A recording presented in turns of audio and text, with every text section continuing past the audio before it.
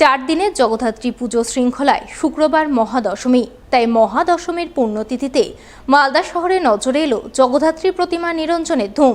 এদিন সকাল থেকেই মালদা শহরের মহানন্দার বিভিন্ন নদীঘাটে ঢাকঢোল বাজিয়ে জগদ্ধাত্রী প্রতিমা নিরঞ্জনের ছবি নজরে আসে।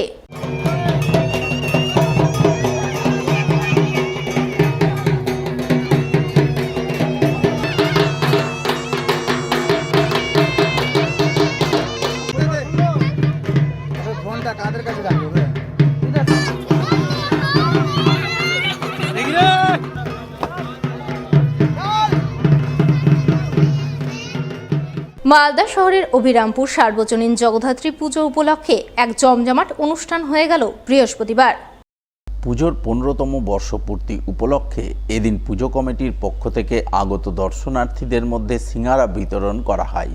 সিঙ্গারা বিতরণ এবং সাংস্কৃতিক অনুষ্ঠানকে কেন্দ্র করে অভিরামপুর সার্বজনীন জগদ্ধাত্রী পুজো মণ্ডপ প্রাঙ্গণ আনন্দ মুখরিত হয়ে ওঠে। রচিত হয় উৎসব আবহ।